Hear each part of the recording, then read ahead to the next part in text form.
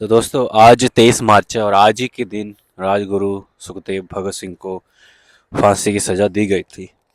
और trust me bro, बचपन से ही अगर आप मेरे से पूछोगे मैं सबसे ज़्यादा किससे इंस्पायर होता था, this is only one Bhagat Singh.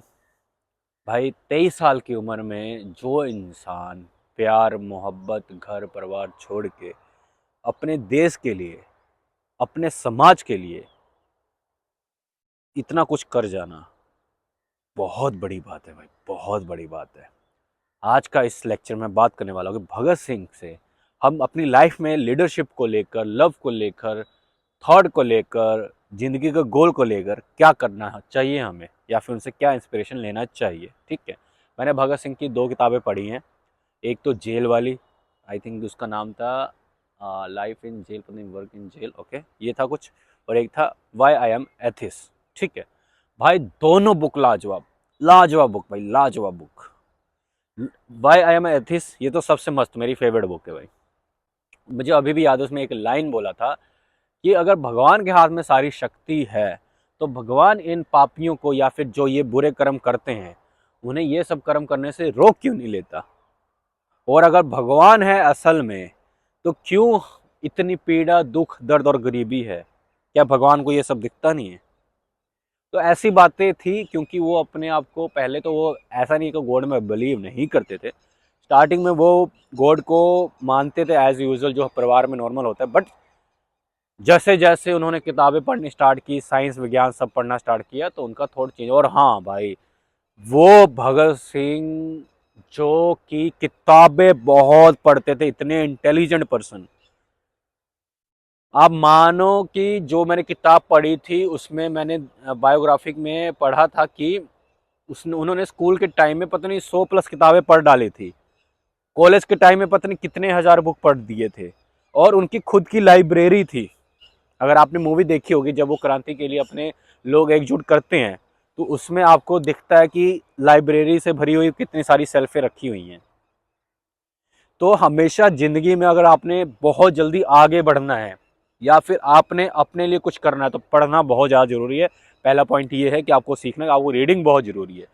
जितना आप रीड करोगे उतना आपका माइंड ओपन होगा, उतना not easy to manipulate to your life by others, in your life by others नहीं होगा भाई। ठीक है, सेकंड पॉइंट, भगत सिंह का एक कोट अभी भी मुझे हमेशा याद रहता है कि आप मुझे मार सकते हो, मेरे विचारों को नहीं। इतनी बड़ी लाइन, इतनी जबरदस्त लाइन है भाई कि आप मुझे मार सकते हो, मेरे विचारों को नहीं मार सकते। बहुत बड़ी लाइन है भाई।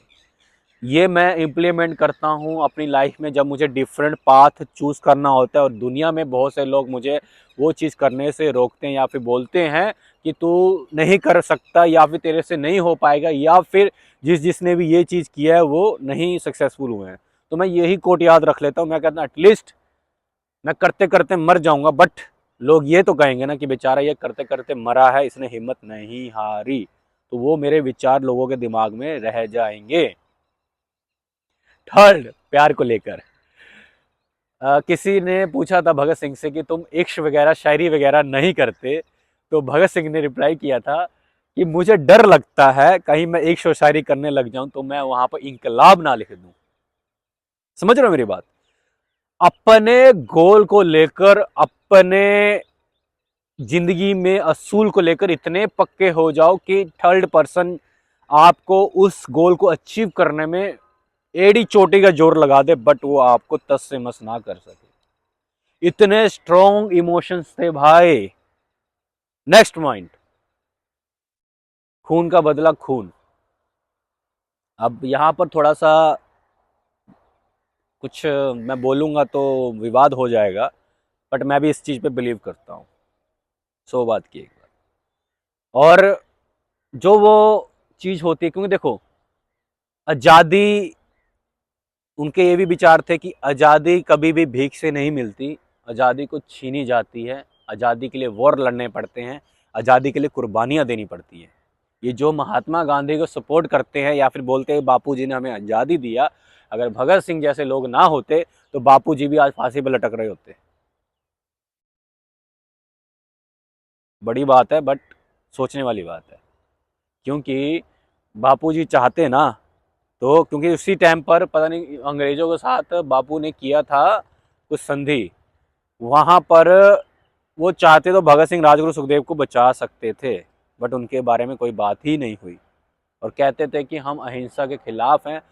बट अगर भगत सिंह सुखदेव और राजगुरु जी का बलिदान ना होता तो आप लोगों को आज में भी आज़ादी मिलने में और समय लग सकता था, क्योंकि इनके कुर्बान होने के बाद ही क्रांतिकारी फैल गई थी, क्योंकि तभी इनकलाब के नारे पूरे इंडिया में गूंज चुके थे।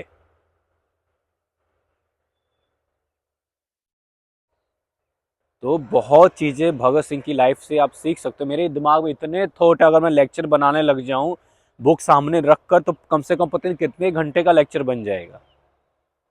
और हमेशा याद रखना, अगर आपने सक्सेसफुल होना है तो आपको हार्ड डिसीजन लेने पड़ेंगे, तभी जिंदगी में कुछ कर पाओगे। भगत सिंह ने भी ऐसा ही डिसीजन लिया था। जब जलियांवाला वाला कांड हुआ था, उन्होंने अपने आंखों के सामने देखा था लोगों को मरते हुए, तभी उन्होंने प्रतिज्ञा ले ली थी कि जिसने यहाँ पर ये कांड कराया उसको मैं छोड़ूंगा नहीं। उस टाइम पर उधम सिंह भी थे। उधम सिंह की भी स्टोरी लाजवाब भाई। बचपन में उन्होंने हत्याकांड देखा था और लंदन में जाकर उन्होंने उस आदमी को मारा, कम से कम कितने डेकड्स के बाद। तो जो असली मर्द होता है ना भाई, वो अपनी बेइज्जती कभी भूलता नहीं है। हमेशा याद रखना, बदला जरूर लेता है। इसलिए मैं बोलता हूँ किसी को बेफालतू में इंसल्ट मत किया करो, किसी की जिंदगी में इंटरफेयर मत किया करो, क्योंकि अगर वो असली इंसान होगा ना भाई, आप अगर अपने बुढ़ापे में भी होगे तो वो सामने आकर आपको निपटा के चला जाएगा और आपको पता भी नहीं चलेगा।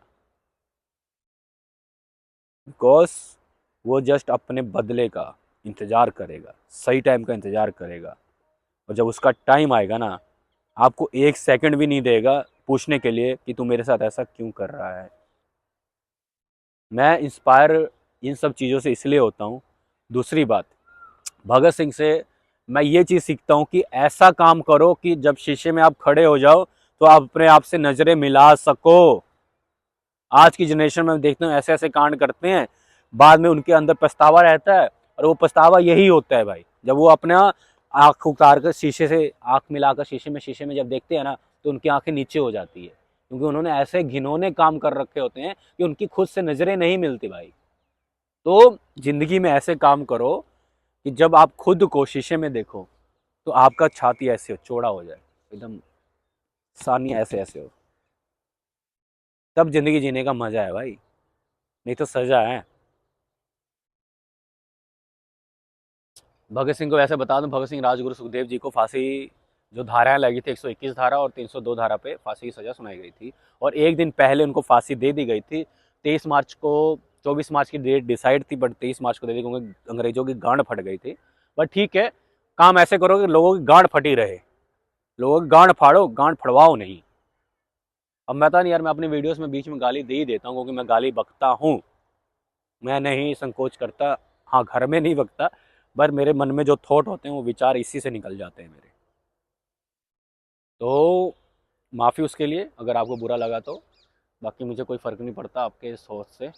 एंड उसके बाद भगत सिंह राजगुरु सुखदेव, आपने ये लाइफ स्टाइल इनकी देख ली, इंस्पायर हुई है इनसे, और बहुत चीज़ें सीखने वाली हैं। ऐसा नहीं है कि अगर आप स्ट्रॉन्ग पर्सन आपके सामने है, जैसे गांधी जी स्ट्रॉन्ग पर्सन थे उस टाइम पे, पर भगत सिंह ने उनके ऑपोजिट जाके उन्होंने कहा कि मुझे फर्क नहीं पड़ता कि वो मुझे ये बोलते हैं कि ये अहिंसा हिंसा उहिंसा से आज़ादी नहीं मिलती, मैं वो करूँगा जो मुझे सही लगेगा, मैं वो चीज़ करूँगा जो मेरे को अंदर से आवाज़ कहती है।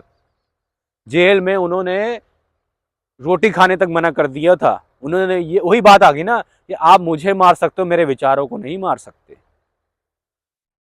उन्होंने बोला था कि अगर आपके विचार स्ट्रोंग है तो वो एक तलवार की तरह काम करते हैं, और वो तलवार की धार कभी भी नहीं मिट सकती। तो आज की स्पेशल डे में भाई प्राउड फील किया करो, ठीक है। ये अंधभक्तों के बहकावे में मत आया करो कि हाँ गांधी जी ने ही सब कुछ कराया है। गांधी, अगर ये भक्त को उस टाइम पर अगर मैं होते ना, तो ये पहले नंबर पे ये भागते। ये भक्त नहीं, ये भक्त ही मतलब ये सिर्फ सत्ता, जात, और वो आपको पता है भगत सिंह जात पात भी नहीं मानते थे। वो बहुत ऊपर उठ चुके थे भाई, ऐसे नहीं 23 साल पे कोई। और दूसरी बात भाई, ऐसा इंसान जिसने बोला था कि मतलब जिसने फांसी चढ़ने से पहले बोला कि मुझे कपड़ा नहीं डालना मेरे मुंह पे, मैं आजाद होके फांसी लेना चाहता हूं। क्या थॉट होगा भाई, क्या थॉट होगा 23 साल की उम्र में। आज की ये 23 साल की उम्र में लोंडा देख लो सोसाइटी में कैसे हैं। सिम, निहायती सिम, निहायती मडियोकर, निहायती, क्या मैं बोलूं, ऐसे हैं। तब तक के लिए बाय बाय। वीडियो कैसी कमेंट सेक्शन बताना। Over and out.